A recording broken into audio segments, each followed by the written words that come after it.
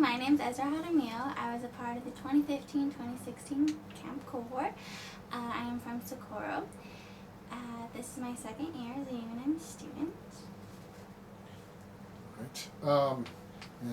We're going to be talking about your community service project. And your community service project for the class. Can you tell us a little bit about your community service project? Yeah, okay. So for my community service project, me and two other people, we got together, we made a design, and we made t-shirts supporting breast cancer, and we sold them, and the profits all went to the Susan G. Komen Foundation. Was there a particular reason why you chose it? Yes, at the time when we did the service project, it was October, which is Breast Cancer Awareness Month, so we figured it was just in the theme of this season, the right foundation to work towards, and we sold t-shirts at the football game, which people usually wore pink too, and it was just the right month to do that.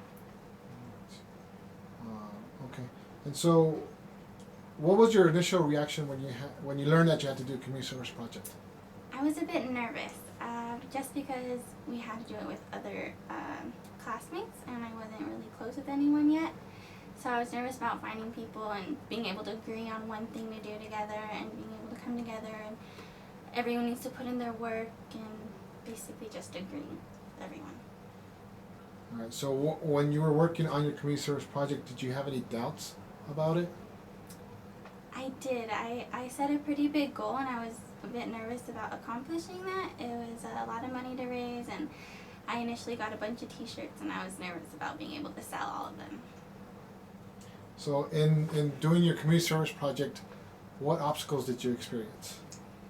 Doing this project in particular, I faced many obstacles, particularly with the classmates that were a part of this.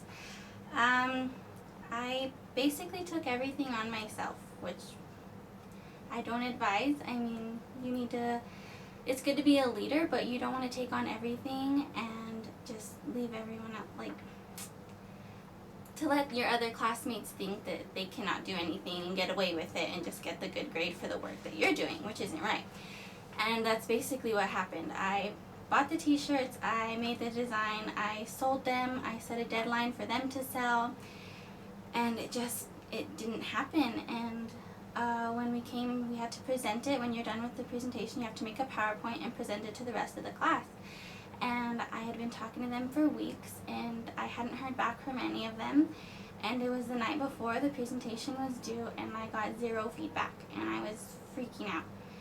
And so I emailed Ivan the morning of and told him, I said, I don't know what to do. None of them emailed me back, none of them called me back.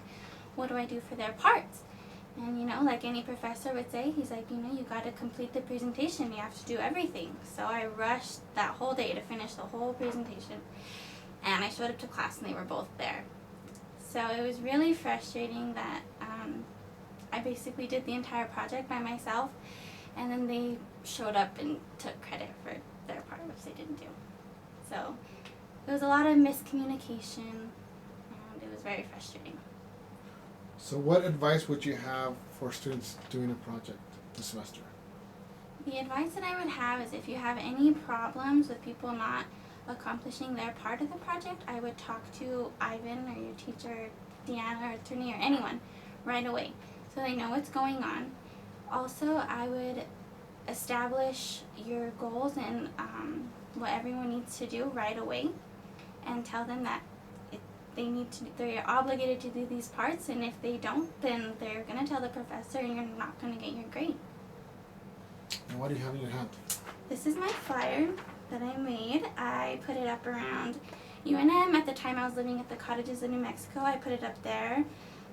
Anywhere really. With my phone number, people were calling me. I sold shirts to people I didn't even know. But at the end of the day, we raised $500, and it all went to the Susan G. Komen Foundation. All right, well, thank you, Ezra. You're welcome.